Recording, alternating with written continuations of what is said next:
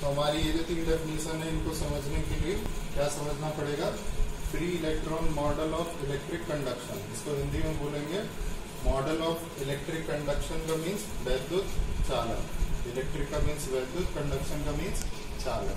और free electron मैंने बताया था मेटल जो होते हैं उनके पास क्या होता है? फ्री इलेक्ट्रॉन होते हैं। इसकी वजह से क्या होता है? आवेश एक जगह से दूसरी जगह पर जाता है। तो एक जगह से दूसरी जगह पर आवेश को जाने को ही हम लोग क्या बोल रहे हैं? यहाँ पर कंडक्शन बोल रहे हैं, ठीक है। और उस मॉडल है, किस पर बेस है? वो फ्री इलेक्ट्रॉन्स पर बेस है, ठीक है। क्या कह रहा है इसके बारे में? इसमें लिखा है कि among the solids all metals are good conductors of electricity, ठीक है। कह रहा है कि सॉलिड में अगर हम लोग बात करेंगे तो सभी जो मेटल होते हैं आर क्या होते हैं? गुड कंडक्टर्स ऑफ इलेक्ट्रिसिटी, मतलब वैद्युत के अच्छे चालक होते हैं। The electric conduction in them can be explained bye an electron theory, उनके अंदर जो वैद्युत का चालन है वो किसके द्वारा समझाया जा सकता है? इलेक्ट्रॉन थ्योरी के आधार पर समझाया जा सकता है। कह रहा है in an atom of a substance, कह रहा है कोई भी पदार्थ है उसका जो एटम होता है, the electrons in the orbits close to the nucleus are bound to it under the strong attraction of the nuclear positive charge. तो अगर हम लोग एटम की बात करेंगे तो एटम का जो क्लासिफिकेशन है वो सभी को पता है। बीच में एक ठोस भाग होता है, इसको क्या बोलते हैं?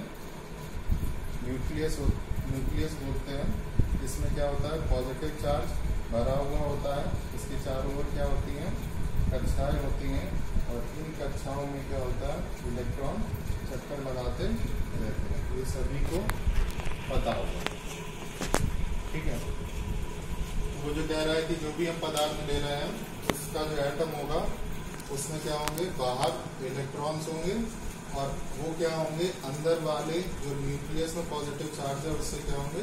स्ट्रांगली बाउंड होंगे, मतलब दृढ़ता पूर्वक बंधे हुए होंगे बाई न्यूक्लियर अट्रैक्शन फोर्स, क्योंकि जितना निगेटिव चार्ज बाहर है उतना ही निगेटिव चार्ज क्या है? पूरा का पूरा यहाँ पर कंसंट्रेटेड है, और वो क्या कर रहा है? पॉजिटिव निगेटिव का अट्रैक्शन फोर्स वहां पर काम कर रहा है।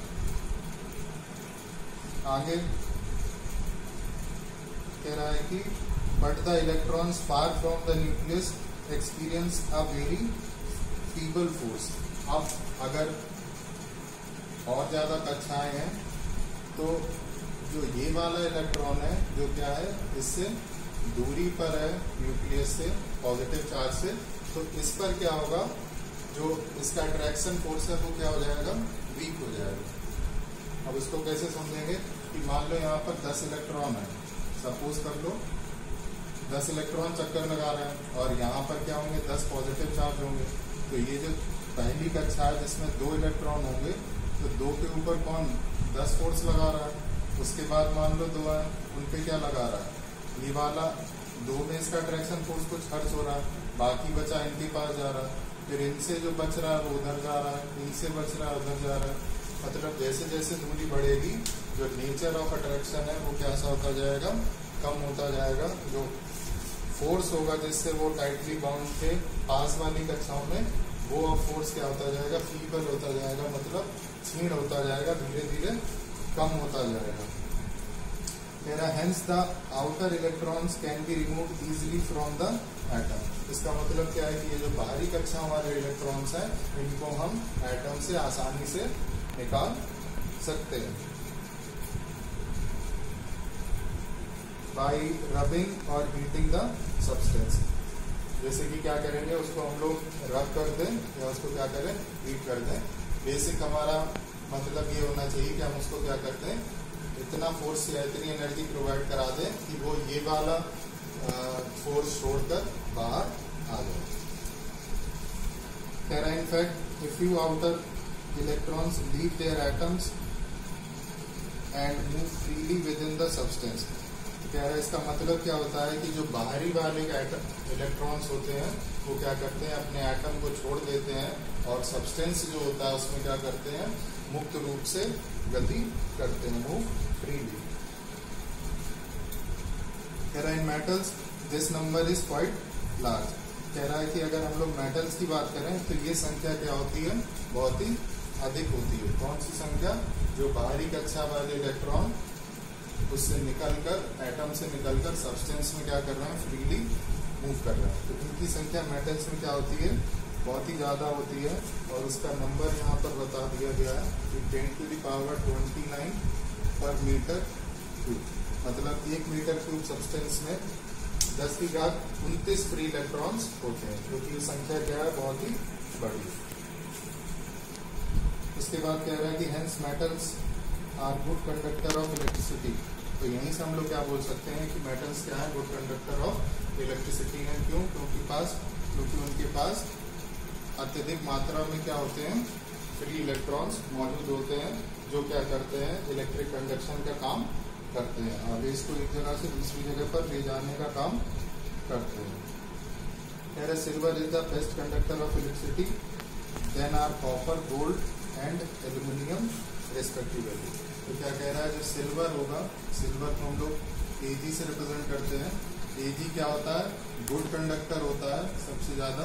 इसके बाद कह रहा है कॉपर, इसके बाद कह रहा है गोल्ड, गोल्ड को Au से लगते हैं,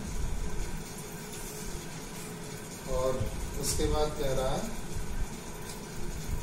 एंड एल्यूमिनियम, इसके बाद एल्यूमिनियम हो जाएगा। तो ये क्या हो जाएगा, डिसेंडिंग ऑर्डर हो जाएगा इसका ऑफ कंडक्टिविटी, चालकता। ठीक है, तो अब यहाँ पर बात क्या हमारी क्लियर हुई है कि जो फ्लो ऑफ इलेक्ट्रिक चार्ज है मेटेलिक कंडक्टर में, मेटेलिक कंडक्टर गुड कंडक्टर होता है। क्यों, क्योंकि इसके पास क्या होते हैं, फ्री इलेक्ट्रॉन्स होते हैं, काफी अधिक संख्या में मौजूद होते हैं, जो क्या करते हैं, आवेश को एक जगह से दूसरी जगह पर ले जाने का काम करते हैं। ठीक है, आगे कह रहा है कि the substance having very few और zero free electrons are insulator या बैड कंडक्टर ऑफ इलेक्ट्रिसिटी। मतलब इनके पास क्या होते हैं, बहुत ही कम होंगे या क्या होंगे, जीरो होंगे, तो हम लोग उनको क्या बोलेंगे, बैड कंडक्टर बोलेंगे, या इनको हम लोग बोलते हैं इंसुलेटर। ठीक है, हिंदी में बोलते हैं उष्मारोधी, और बैड कंडक्टर को बोलेंगे कुचालक। तो इंसुलेटर और बैड कंडक्टर का मतलब क्या है, इनके पास फ्री इलेक्ट्रॉन्स नहीं होते, no free electrons, free electrons नहीं होते हैं, या फिर क्या होता है, उनकी संख्या बहुत ही कम होती है। आगे कह रहा है electric conduction takes place not only in metals but also in certain liquid and gases. तो कह रहा है कि जो इलेक्ट्रिक कंडक्शन है, वैद्युत का जो चालन है, वो सिर्फ और सिर्फ सॉलिड में ही नहीं होता है, उसके साथ साथ लिक्विड और गैस में भी होता है।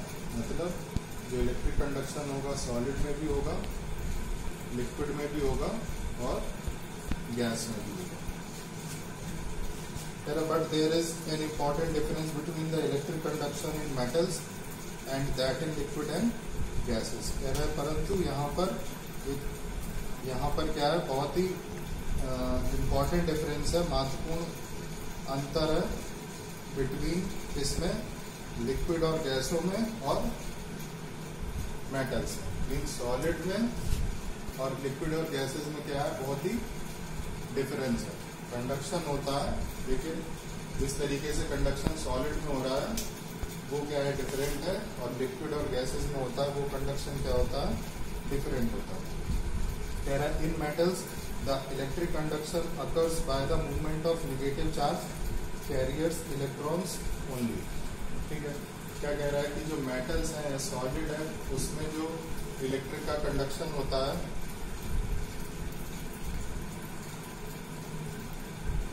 धारा का जो प्रभाव होता है वो किसकी वजह से होता है, negative charge carrier. Negative charge carrier का मतलब क्या होता है, इलेक्ट्रॉन, जिनके पास क्या होता है, ऋणात्मक आवेश होता है। ओनली मतलब सिर्फ और सिर्फ कौन करेगा, इलेक्ट्रॉन ही आवेश को एक स्थान से दूसरे स्थान पर ले जाएंगे।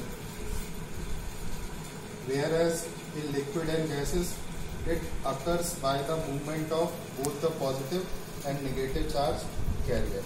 ठीक है, अब कह रहा है लिक्विड और गैस में क्या होगा, both negative and positive charge, negative भी होगा और क्या होगा, पॉजिटिव चार्ज भी होगा, और इनको हम लोग यहाँ पर क्या बोलते हैं, आयंस बोलते हैं।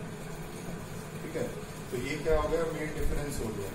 सॉलिड में, मेटल्स में जो इलेक्ट्रिक कंडक्शन होता है वो सिर्फ और सिर्फ इलेक्ट्रॉन्स के थ्रू होता है, नेगेटिव चार्ज कैरियर्स के थ्रू होता है। और वही अगर हम लिक्विड और गैस की बात करें तो इसमें जो कंडक्शन होगा वो negative as well as positive दोनों ही चार्ज कैरियर के थ्रू होता है।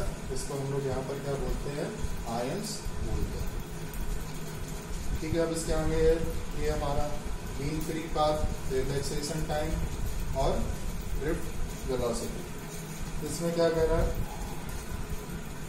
कि the free electrons in metals behave as do molecules of gas filled in a close. कह रहा है कि जो फ्री इलेक्ट्रॉन्स होते हैं मेटल में वो किस तरह बिहेव करते हैं कि जैसे कि किसी बंद बर्तन में क्या रखी हो, गैस रखी हो। अगर कोई बंद बर्तन है इस तरीके का, ठीक है, इसको हमने क्या कर दिया, यहाँ से बंद कर दिया और इसमें क्या है, ये गैस भर गई, तो गैस के मॉलिक्यूल क्या होंगे, इसी तरह होंगे कि नहीं होंगे। तो वही यहाँ पर कह रहा है कि जो भी फ्री इलेक्ट्रॉन्स हैं किसी मेटल में वो इसी तरह बिहेव करते हैं जैसे किसी बंद बर्तन में गैस के अणु करते हैं। कह रहा है hence they are said to be form an electron gas. इन्हें हम लोग क्या बोल देते हैं, इलेक्ट्रॉन गैस भी बोल देते हैं। कह रहा है these electrons move at random with sufficiently high velocity. ठीक है, अब क्या कह रहा है, कि ये क्या करते हैं, मूव करते रहते हैं एक दूसरे इसमें अपने स्पेस में, और इनकी जो वेलोसिटी होती है वो लगभग 10⁵ मीटर पर सेकंड होती है, जो कि क्या है, सफिशिएंटली हाई है, मतलब तीव्र है। कह रहा है in the vacant space between the stationary positive ions. ठीक है, तो ये क्या करते रहते हैं, पॉजिटिव आयंस के बीच में जो पॉजिटिव आयंस क्या होते हैं, स्टेशनरी होते हैं, रुके हुए होते हैं, वो अपना स्थान छोड़कर इधर उधर नहीं जाते हैं। क्यों, क्योंकि वो क्या है, न्यूक्लियस है और में पॉजिटिव चार्ज रहेगा। जो ये इलेक्ट्रॉन्स निकल आए हैं ये इनके बीच का जो स्पेस होता है सब्सटेंस में, उसमें क्या करते रहते हैं, गति करते रहते हैं with a sufficiently high velocity.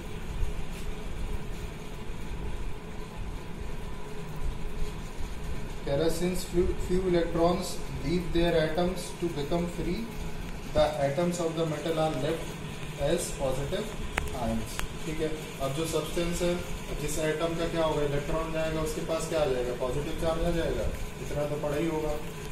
तो वही पॉजिटिव आयन के बीच में ये लोग क्या करते रहते हैं, गति करते रहते हैं। कह रहे ड्यूरिंग मोशन, गति के दौरान the free electrons collide with these ions again and again, and after each collision the direction of motion changes। ठीक है, अब यहाँ से जो इलेक्ट्रॉन निकल रहा है ये अगर निकल गया तो यहाँ पर क्या बन जाएगा, पॉजिटिव चार्ज। यहाँ से इलेक्ट्रॉन निकला, यहाँ पर क्या बन जाएगा, पॉजिटिव चार्ज। अब ये इलेक्ट्रॉन क्या कर रहा है, गति कर रहा है। अब गति के दौरान ये क्या होगा, इससे टकराएगा। टकराने का पर्पस क्या है, क्योंकि ये पॉजिटिव है और ये क्या है, नेगेटिव है, दोनों के बीच में क्या लगेगा, अट्रैक्शन फोर्स लगेगा। उस वजह से ये क्या होंगे, टकराएंगे। टकराने के बाद क्या होगा, इनकी जितनी बार टकराएंगे उतनी बार क्या होगी, दिशा बदल जाएगी। अगर इलेक्ट्रॉन यहाँ से आकर टकराया है तो वो गति के पश्चात इधर इधर इधर इधर कहीं पर भी जा सकता है। At every time the direction of motion of the electron changes. कह रहा है the average distance moved by a free electron between two successive collision is called mean free path. आ गया mean free path.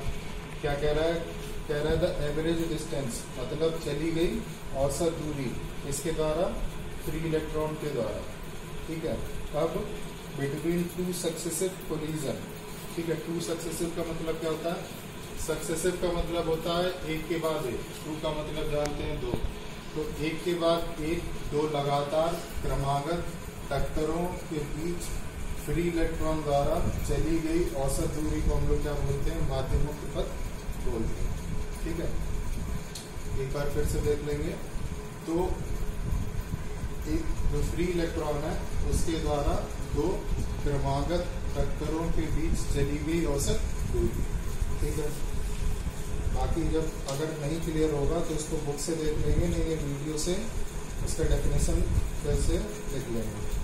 The average distance moved by a free electrons between two successive collisions is called mean free path of the electron.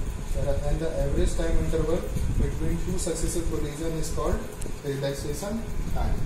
ठीक है, तो दो क्रमागत टक्करों के बीच चली गई औसत दूरी क्या है, माध्य मुक्त पथ है, और दो क्रमागत टक्करों के बीच लगा जो औसत समय है वो क्या हो गया हमारा, रिलैक्सेशन टाइम हो गया। ठीक है, दूरी होगी तो मीन फ्री पाथ, और वही अगर हम लोग वहां पर समय लगा देंगे तो वो क्या हो जाएगा हमारा, रिलैक्सेशन टाइम हो जाएगा ऑफ द इलेक्ट्रॉन्स।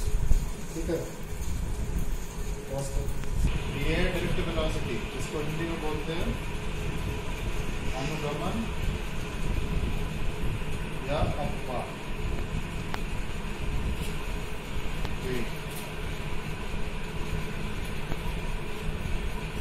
ठीक है, इसका डेफिनेशन क्या है, कह रहा है the potential difference of battery does not give an accelerated motion to the electron.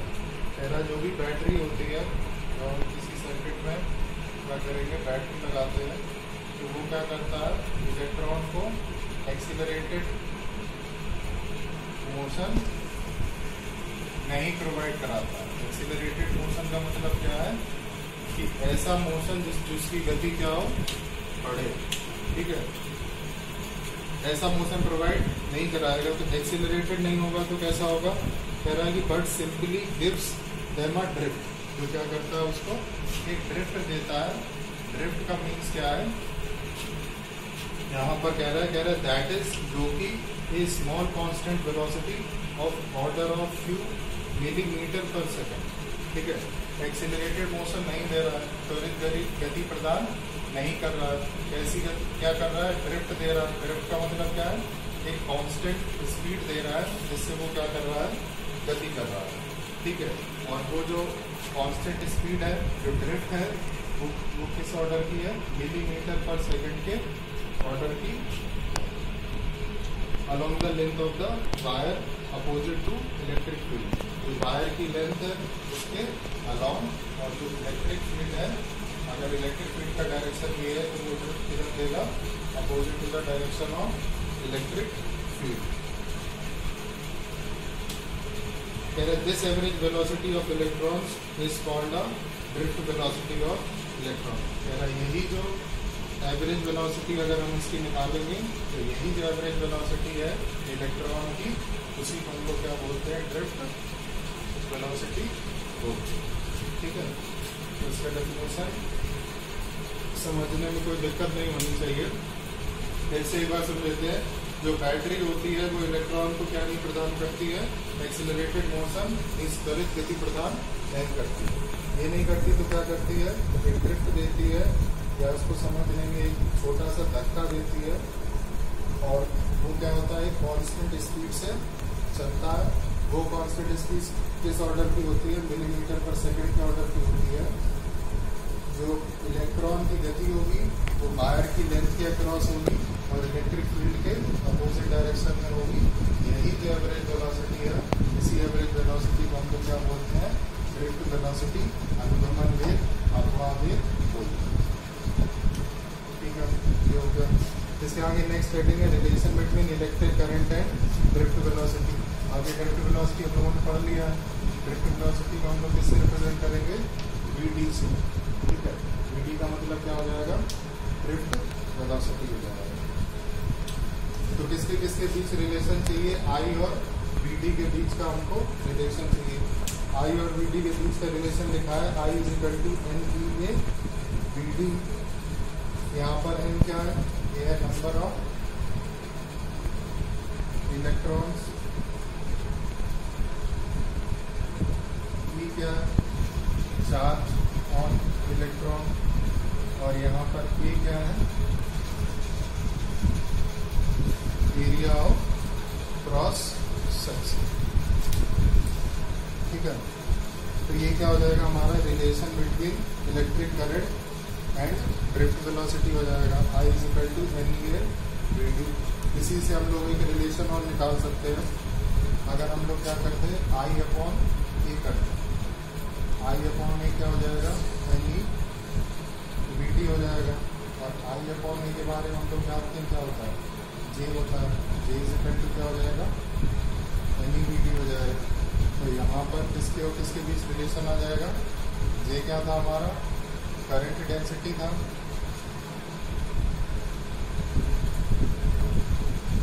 और VD सभी लोग जानते हैं क्या है, हमारा ड्रिफ्ट वेलोसिटी। यहाँ पर दो रिलेशन हमें पता चल गए, करंट और ड्रिफ्ट वेलोसिटी के बीच का I is equal to NEA VD, और करंट डेंसिटी और ड्रिफ्ट वेलोसिटी के बीच का J is equal to NE VD। ये क्या हो जाएगा, ठीक है। अब हम लोग आ जाते हैं इलेक्ट्रिक रेजिस्टेंस पे। इसके बारे में सभी ने सुना होगा।